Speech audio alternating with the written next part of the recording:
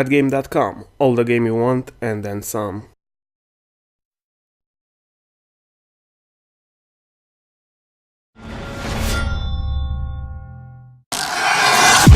Everything that comes up, I'm like, oh my god, how am I going to make this work? I'm in between making a movie and an album and I'm on tour. Let's throw a video game in the mix.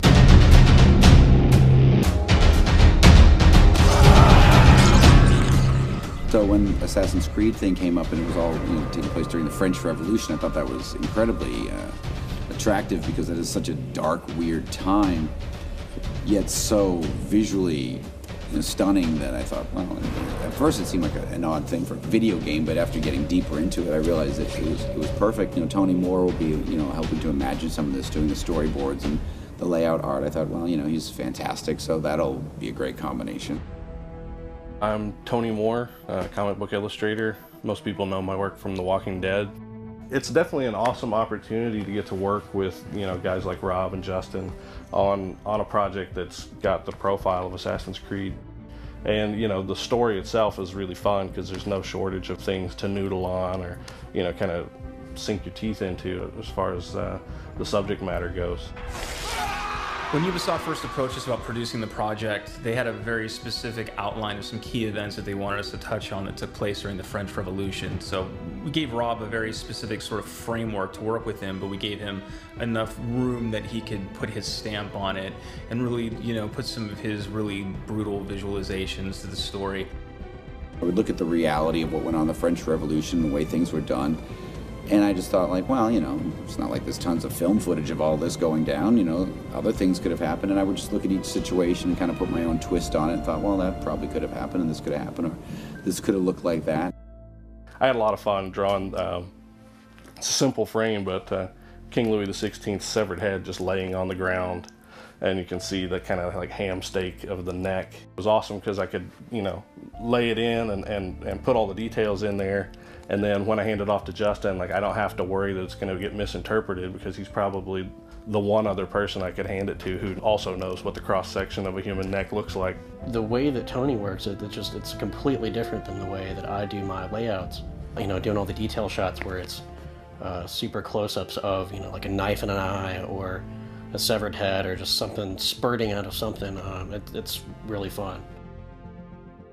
And watching what the post team is doing is really cool, where they're doing like the 3D mapping and changing the stuff that I see is kind of generally flat and turning it into a world.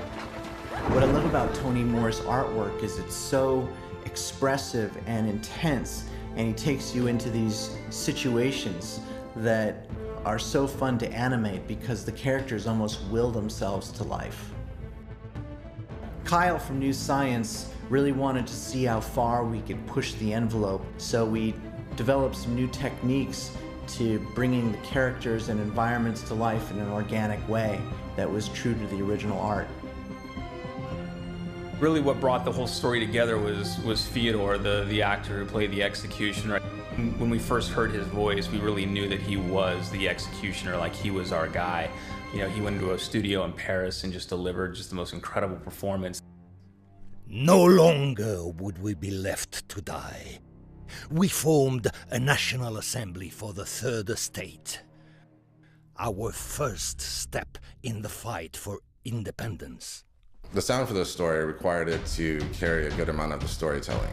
We accomplished that by using a lot of modern sound design with really dark musical cues to try to transport the viewer to this dark place and period of history.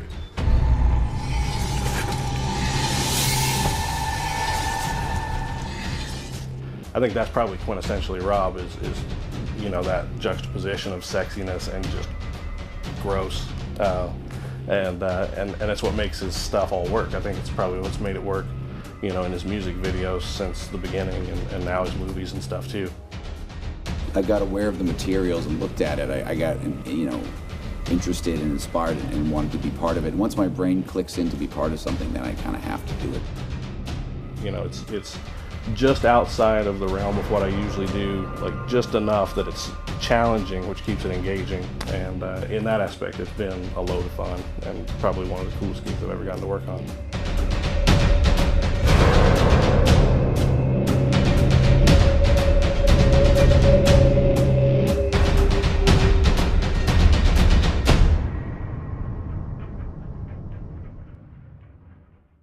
Make history. Assassin's Creed Unity. Pre-order now for 2 bonus offers. The Guillotine Spin to Win game. Get a chance to win prizes every Friday. And the explosive Chemical Revolution mission. Pre-order now. Available October 28th.